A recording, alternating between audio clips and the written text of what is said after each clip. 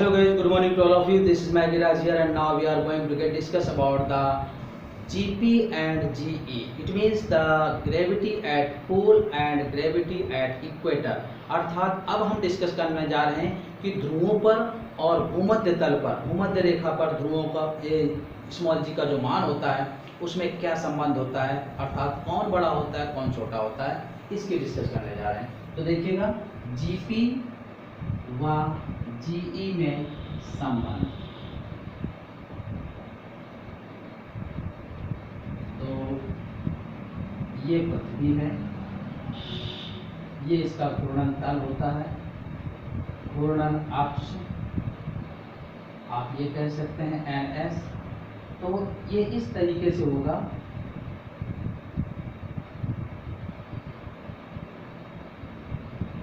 इस प्रकार से ये दिखाई देती है, ठीक है ना। ये इसका भूमध्य रेखा है या भूमध्य तल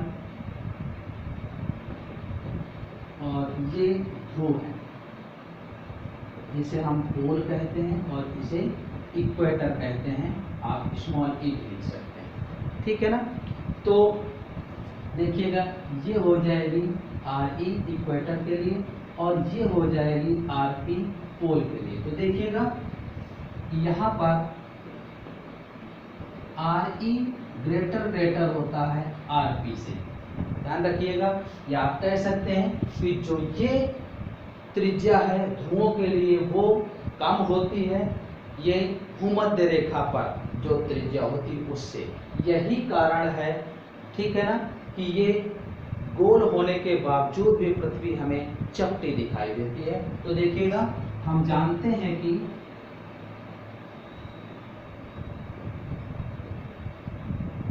G equal to GME upon RE square, या आप सिंपल आप लिख दीजिए GM अपॉन RE स्क्वायर होता है। तो जब हम इसको G का मान पोल पर निकालेंगे तो पृथ्वी का द्रव्यमान तो वही रहेगा, ये RP स्क्वायर होगा। और जब हम G का मान पोल के बजाय इक्वेटर पर निकालेंगे तो GME अपॉन RE स्क्वायर हो जाएगा। ये दोनों रिलेशन आ जाएंगे। अब हम दोनों का अगर अनुपात कर दें, इक्वेशन 2 डिवाइडेड इक्वेशन फर्स्ट, तो GE अपॉन GP हो जाएगा GME अपॉन RE स्क्वायर और GME अपॉन RP स्क्वायर। तो GME से GME कैंसिल हो जाएगा, ये आएगा GE upon GP equal to RP upon RE whole square. ध्यान दीजिएगा यहाँ पर पृथ्वी का द्रव्यमान दोनों ही केस में उपयोग होगा क्योंकि हम पृथ्वी की ही बात कर रहे हैं। तो द्रव्यमान हम दोनों ही जगह ME और ME यूज किए। ये मत सोचिएगा कि यहाँ हमने ध्रुवों पर निकाला तो MP क्यों नहीं लिखा, ठीक है ना, क्योंकि द्रव्यमान दोनों ही केस में पृथ्वी का ही यूज होगा। M का मान यहाँ पर ME ही रहेगा और M का मान यहाँ पर भी ME रहेगा। R का मान जो है यहाँ पर RP हो जाएगा क्योंकि हम ध्रुवों पर निकाल रहे हैं, और यहाँ पर RE हो जाएगा क्योंकि भूमध्य तल पर निकाल रहे हैं, ठीक है ना। तो ये संबंध था, G का मान ये होता है, इसलिए हमने ध्रुवों और भूमध्य रेखा दोनों पर इसका मान निकाल दिया, अनुपात कर दिया, तो ये रिलेशन आ गया। अब ये हम जानते हैं, देखिएगा RP का मान RE से छोटा होता है, ठीक है ना, या RE का मान बड़ा होता है। तो आप ऐसे लिख सकते हैं कि RE अपॉन RP ग्रेटर 1 है, ठीक है, अतः RE अपॉन RP ग्रेटर 1, या आप इसी को ऐसे लिख सकते हैं कि RP upon RE less than 1 होगा, ठीक है, ये होगा। तो जब ऐसा होगा तो देखिएगा इस समीकरण 2 में इसकी वैल्यू अगर रखें तो ये हो जाएगा GE upon GP equal to RP upon RE whole square. It means ये क्या हो जाएगा, GE upon GP less than RP upon RE की वैल्यू लेस देन 1 है, तो GE की वैल्यू लेस हो जाएगी GP। या कह सकते हैं कि ध्रुवों पर गुरुत्वीय त्वरण का मान ज़्यादा होता है अपेक्षाकृत भूमध्य रेखा पर, ठीक है ना। अर्थात ये भी कह सकते हैं, ये क्वेश्चन बनता है कि ध्रुवों पर वृत्तीय त्वरण का मान सबसे अधिक और भूमध्य रेखा पर सबसे कम होता है, ऐसा। तो ये आया इसका कारण, और इसका कारण यह था क्योंकि ध्रुवों पर जो त्रिज्या होती है वो अपेक्षाकृत भूमध्य रेखा की त्रिज्या से कम होती है। यही कारण है कि पृथ्वी गोल होने के बावजूद भी हमें चपटी दिखाई देती है या सर्पिलाकार नजर आती है। इस कारण से ही जीई का मान लेस देन होगा जीपी, अर्थात वृत्तीय त्वरण का मान ध्रुवों पर सबसे अधिक होता है और भूमध्य रेखा पर सबसे कम होता है।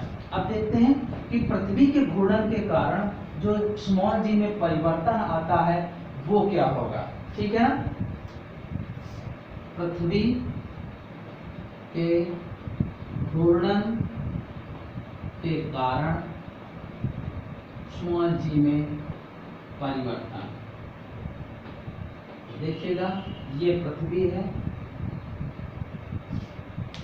और इस तरीके से इसका ये घूर्णन अक्ष है, घूर्णन अक्ष आप कह सकते हैं एन और एस। ये इसका भूमध्य तल है, भूमध्य रेखा, और ये है ध्रुव। आप लिख सकते हैं P एंड E।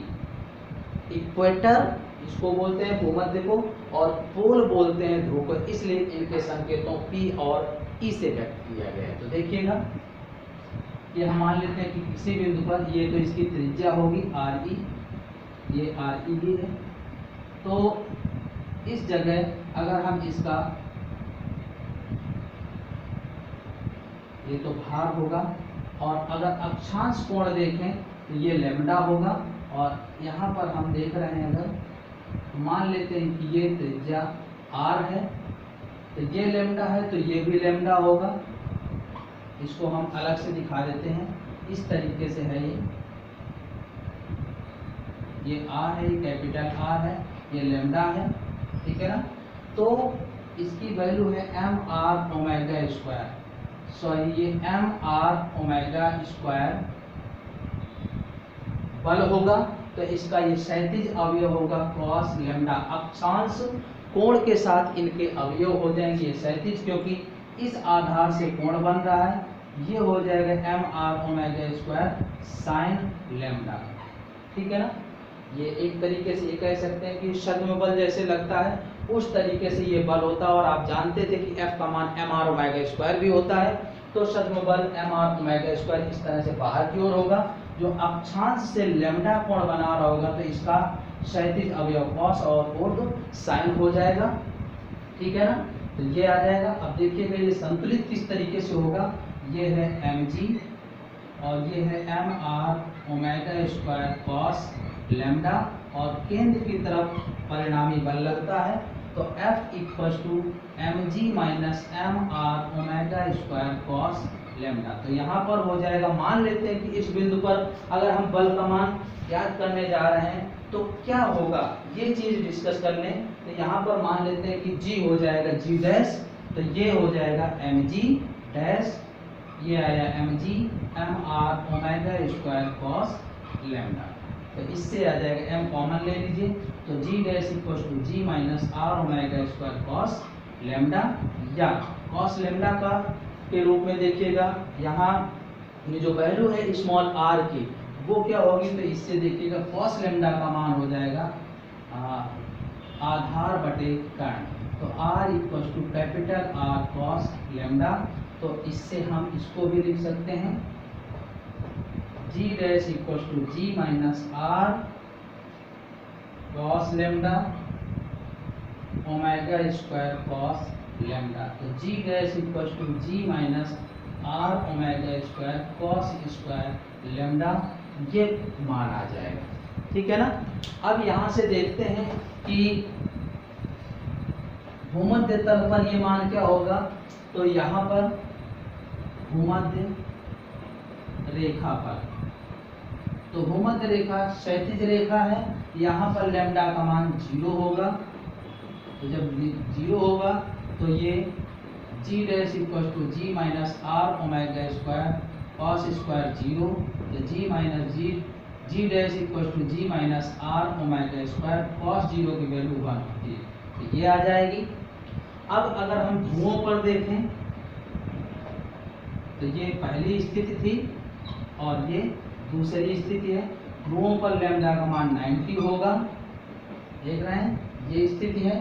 तो 37 से अतः G dash equal to G minus R omega square cos square 90, cos 90 की वैल्यू 0, तो G dash equal to G minus 0, G dash equal to G, अर्थात यहाँ पर कोई भी गुरुत्वीय त्वरण के मान में कोई भी मान घटेगा नहीं, या ये कह सकते हैं कि ध्रुवों पर गुरुत्वीय त्वरण का मान सबसे ज़्यादा होता है, जैसे हमने ये दर्शाया, और भूमध्य रेखा पर गुरुत्वीय त्वरण का मान सबसे कम होता है। अगर देखिएगा हम जानते थे कि त्वरण जो था A equal to R omega square ऐसे होता है, तो इसके लिए अगर ये ए का मान जी के बराबर हो जाए तो गुरुत्वीय त्वरण शून्य हो जाएगा।